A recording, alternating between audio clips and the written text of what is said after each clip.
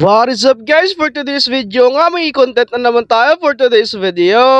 At ayan nga guys, medyo maaga tayong nagising for today's vlog kasi nga may pupuntahan tayo guys. Pupunta nga pala tayo ngayon guys sa Biller Language Tutorial Services guys para matuto ng Korean language nila guys, yung tinatawag na Hangul language guys. Bala ko na kasi ngayon guys na maging opa para mapansin nyo na ako dito sa vlog na to. Oy, joke aside guys ha. Gusto ko lang kasi talaga matuto guys ng Korean language guys. Bala ko kasi pumunta ng Korea para maging factory worker doon. Nabalitaan ko kasi guys sa malaki talaga yung sahod doon. Nakikita ko talaga siya sa internet guys. Naiingit kasi ako sa kanila guys at bala ko subukan ang kapalaran ko sa Korea. Malay nyo guys, doon tayo sumikat at maging opa tayo doon at maging K-pop idol tayo doon sa Korea guys. Samahan nyo ako guys sa magiging journey natin dito guys ha. Ito rin kasi ang gusto nila papa guys sa mag-ibang bansa ako guys. Kaya susubukan natin ang kapalaran natin sa ibang bansa guys. Kasi kung dito lang tayo sa Pilipinas guys, walang mangyayari sa buhay natin guys. At makikita nyo dyan guys, sobrang aga talaga namin na umalis. Nakikita nyo dyan yung top avenue na. Sa top avenue na pala kami yan guys. At dito na nga kami yan guys. Hindi ko na alam kung saan na to. Basta tirik na tirik yung araw dyan. Napakainit.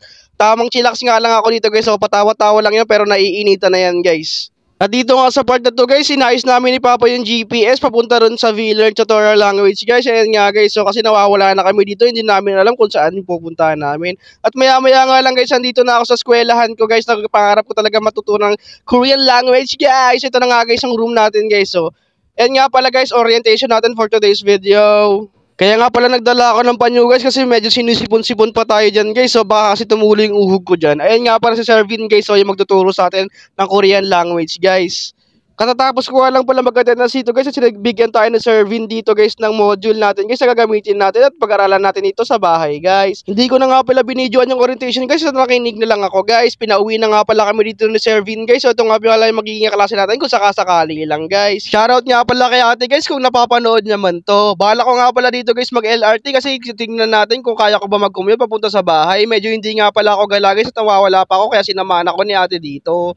May nakita nga rin pala kami dito guys ng magiging classmate natin kung sakasakali na magtutuloy tayo sa journey na to. Ito nga guys, so pauwi na ako niyan at makikita ko dito yung pinaka-paborito kong tapsilugan guys na Scarlett. Bumili nga pala ako dito sa Scarlett guys ng pork silog guys kasi gutom na ako kasi anong oras na rin yan guys, mga alas 12. Hindi, pasado alauna, alas 2 na nga pala yan guys. Kaya kung hanap nyo ay the best na tapsilugan guys, pumunta na kayo dito sa Scarlett. Matatagpuan nyo dito yan sa may Dalban lang yan guys. Kaya ano pang iniintay nyo, order na kayo guys.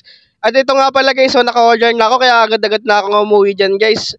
Ayun nga guys, so kagabi na pala yan guys at inabot talaga ako ng gabi sa pagre-review natin guys. Kaya self-study muna tayo, bye bye guys.